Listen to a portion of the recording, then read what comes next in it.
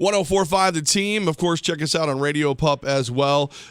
Big road trip going on for the UAlbany Great Danes, and for that reason, we are honored to be joined by head coach Will Brown. Coach Brown, feelings on the season so far? How's it weighing out for you with the Danes?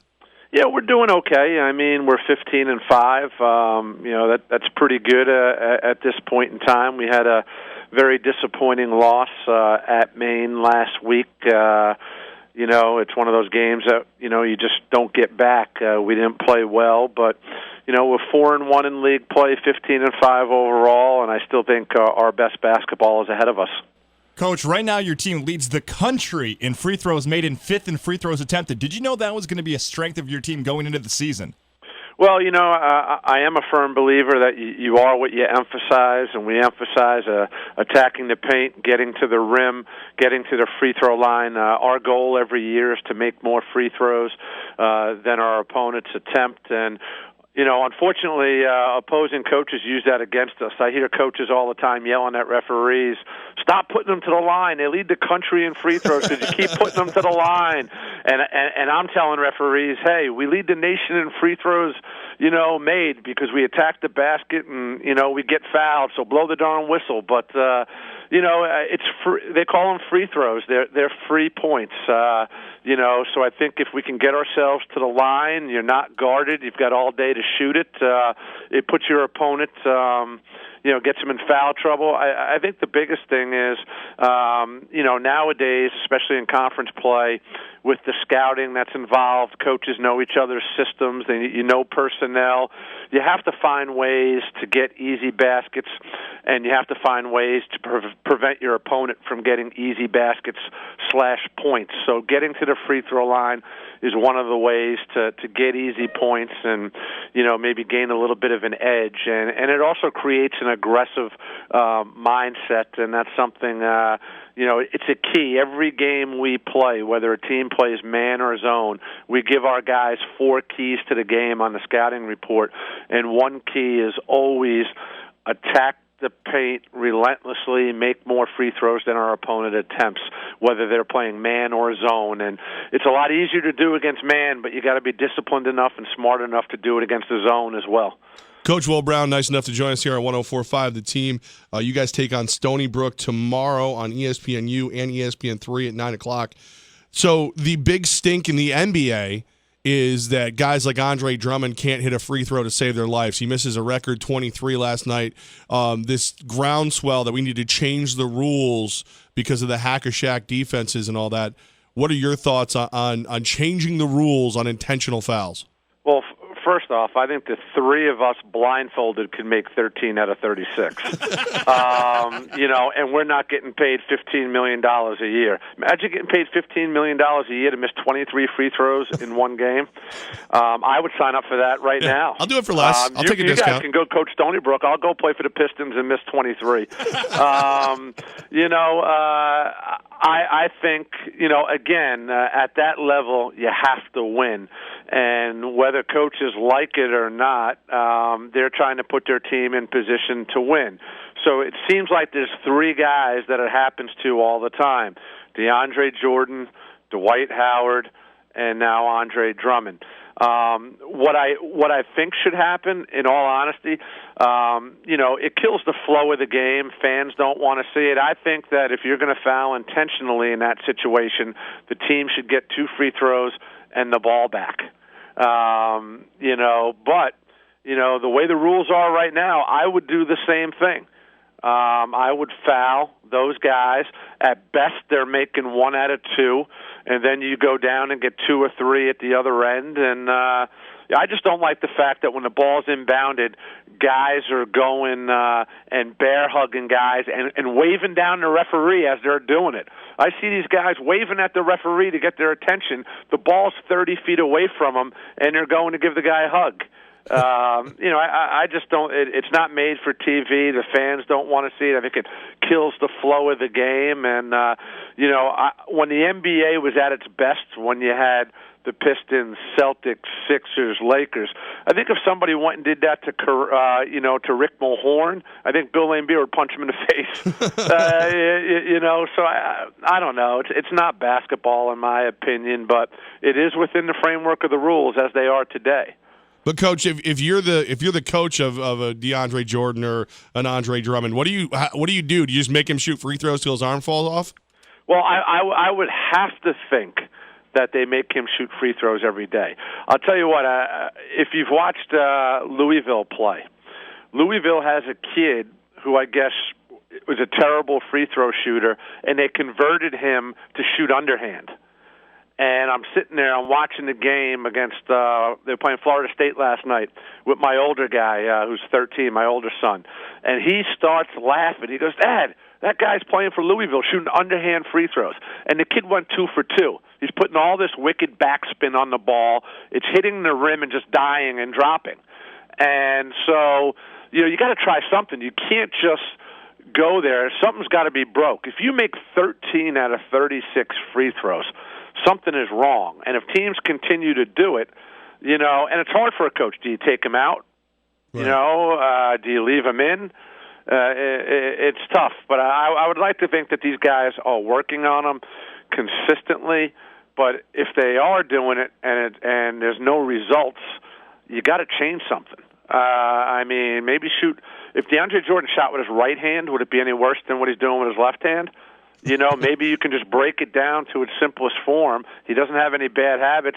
Switch hands. What the heck? What about underhand? You guys are asking way too many basketball questions. I thought we were going to talk UFC. Well, we are. I promise you. My man Dom Cruz eating up T.J. Dillashaw the other night.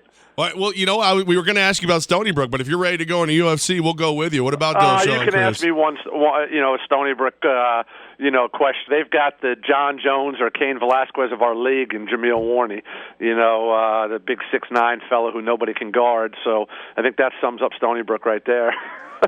Fair enough. Good enough for me. That being said, let's start. Do you have a Conor McGregor on your team? I don't have a Conor McGregor on my team, but I tell you what, as long as I had a bunch of Advil with me, I would welcome a Conor McGregor on my team. But I will tell you this, I think he's great. It's entertainment. He upsets everybody he fights. He's got guys beat before they even the fight begins. I will say this, though, as much as I think at 145 he was unbeatable, I think he just knocks everybody out. I think he's bit off a little more than he can chew moving up in weight class. I just don't know if he can run through that division like he did with the smaller guys. What do you think about the potential Ronda Rousey return to fight Holly Holm? Oh, geez, I think she should stick to movies. I'll tell you what. Did you see that fight? Oh, it was. I don't even think it really was a fight. She just didn't really. In my opinion. It looked like Holm was in the gym, and Rousey had Everlast on her forehead. Yeah, like she was the punching bag, and it wasn't even close. Yeah, Holm rocked her early, and then Ronda was out of her element the entire fight.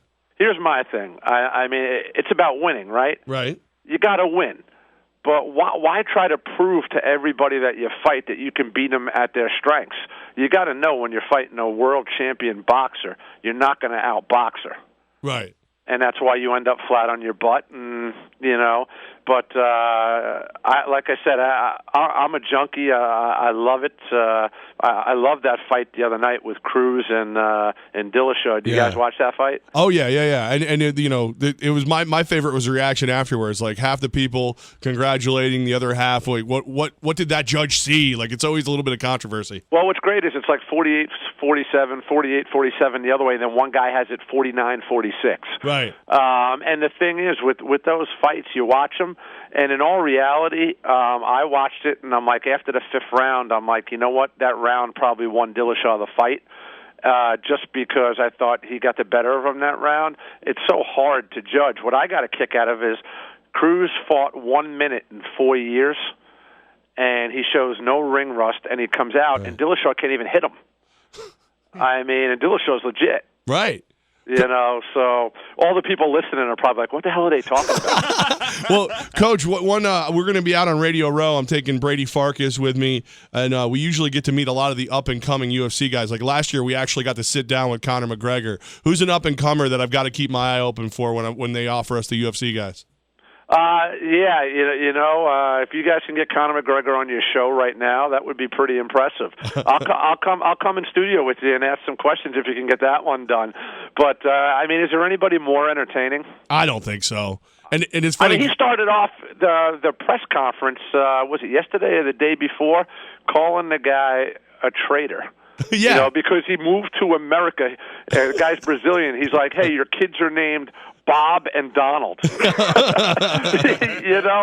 just, and the money that the revenue that he's generating is just unbelievable. I just think those guys are so dangerous in that sport that when you start climbing up in weight and just thinking you're invincible.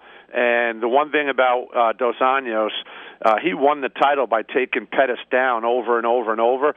So I can see him trying to take McGregor down early and often, and that could be trouble. But, McGregor saying 1 minute. If he knocks Dos Anjos out in 1 minute, that would be amazing. Coach, you going to watch any football this weekend? Am I going to watch any football? Yeah, I am. I'm actually looking forward to it. I think, I'm one of those guys that, everybody's taking shots at Peyton Manning right now. Yep.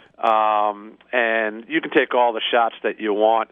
He didn't throw a clean ball this past week in the last game, but they also dropped about 5 or 6 of them. And in all honesty, I think if the Broncos are going to have a chance to win the Super Bowl, they should just let Peyton Manning call the plays. Yeah, well, he's the best coach on the field there is. They don't have a great running game. If you're going to run on first, run on second, throw on third because you're unsure about his arm strength or all that, you're not beating the Patriots. I don't know if they can beat the Patriots anyway right now, especially if the Patriots are getting healthy. Yeah, but I'll be watching. I'm a sports junkie, man. I watch everything. So almost everything. I'm not watching radio, and I won't watch baseball until the playoffs. But yeah. Why? You got a question for me about football games? Yeah. Who's your Super Bowl matchup? Who's my Super Bowl matchup? Well, I'm going to go with New England, Arizona. I like it. Do you think Arizona can beat New England, or does New England just get another ring? I think if New England gets the Super Bowl, I don't see them losing because I think somehow New England will get their hands on Arizona's playbook. I think they'll have deflated footballs. They'll get their hidden video from the locker rooms. They'll have people hiding under the bleachers watching practice. No, but I think New England, if healthy, if Amendola is not Amendola, Edelman, right? Yeah, Edelman, well, both, yeah.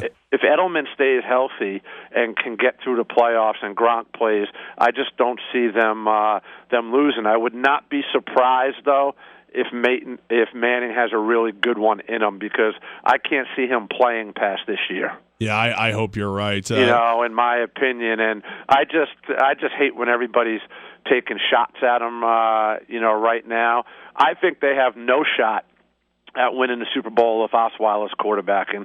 I think at least they have a shot with Manning quarterbacking. And that's not a shot at Osweiler. I just think Manning. A, is that good, and B, you're going to get tremendous leadership from him, whether he plays well or not. And I really do think with my limited football knowledge, you put him in the shotgun, let him call his own plays, let him say Omaha 8,000 times, and play the game. Because it seemed like that they would hand it off. All right, it's 3rd and 8. Let's just hand it off again and punt. You're not beating New England by just playing defense and field position, in my opinion. You got to score points. Absolutely. See, if you want to learn about UFC and everything else in the world of sports, you got to follow Will Brown at Just don't UA ask any Hoops. Basketball questions. No, you get bored. Every other sport, I'm okay. You get bored. I'm trying to see the last time you tweeted about hoops. Oh, okay, there's a Warriors tweet in here. UA Hoops. Usually just WB. Steph Curry. Usually just Steph Curry. I follow all these video clips. He's the one guy that I would pay to see anytime that he played.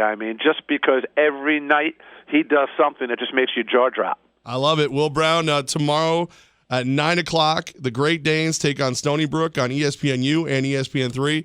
Coach, thanks for making time for us. Hey, no problem. Who do you guys got in that game tomorrow night? The U Albany game. I'm going to go with the Great Danes. Oh, I like that. I like that. I appreciate it.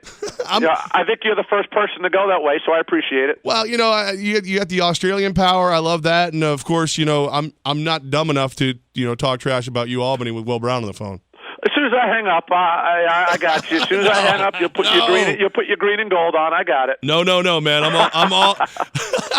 I'm gonna get one of those half and half jerseys made that you see like family members in the stands for college football. No, I hear you. Yep, absolutely, man. Hey, right, I appreciate you guys having me on the show, and you guys have an awesome weekend. You too, Coach. Thanks for making time. We really appreciate it. You got it. Have a good one, guys.